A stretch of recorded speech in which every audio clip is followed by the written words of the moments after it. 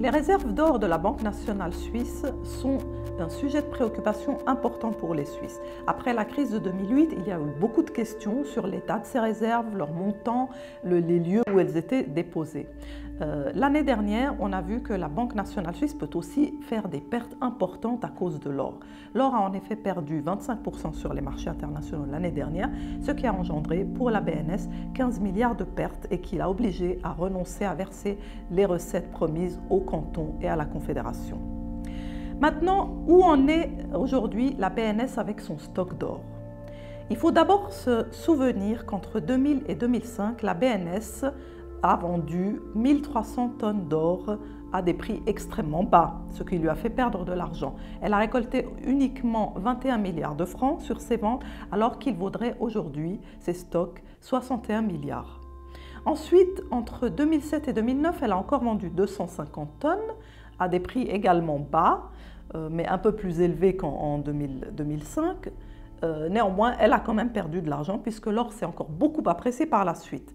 Au total, on estime que la BNS a perdu 70 milliards de francs en vendant tout cet or. En effet, entre les 250 $ l'once qu'il valait en 2000 et les 1800 $ l'once que l'or valait à son sommet d'août 2011, la BNS a évidemment vendu au pire moment où l'or a connu une appréciation fulgurante.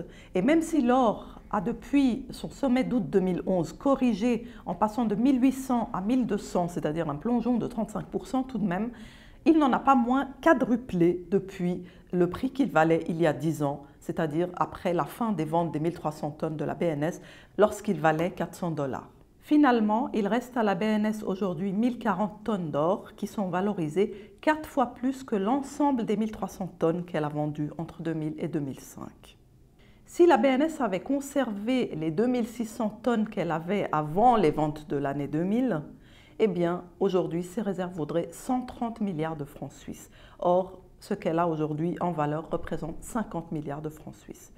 Pour la BNS, aucun problème, puisque la Banque nationale ne veut pas avoir plus de 10% de réserve d'or. C'est le cas aujourd'hui.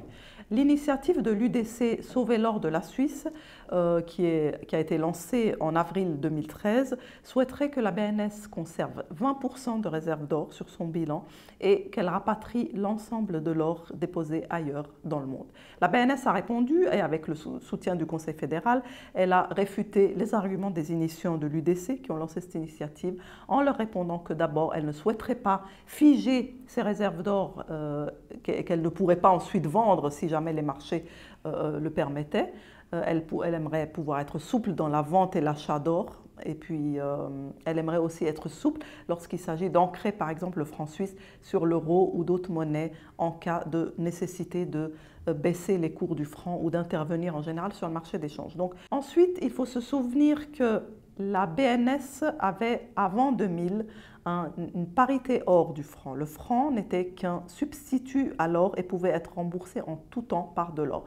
Et c'est en 99-2000 que cet étalon or de la Banque nationale suisse a pris fin.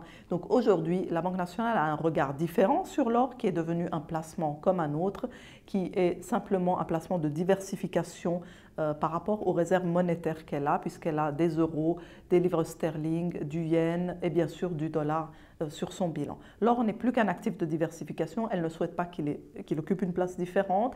Elle a aussi répondu aux initiants de l'UDC que actuellement les stocks d'or se trouvaient pour 70% en Suisse même, et pour 30%, ils seraient répartis entre l'Angleterre à 20% et le Canada à 10%. Est-ce que les initiants se satisferont? Est-ce que le peuple suisse se satisfera de ces réponses? Ce n'est pas certain.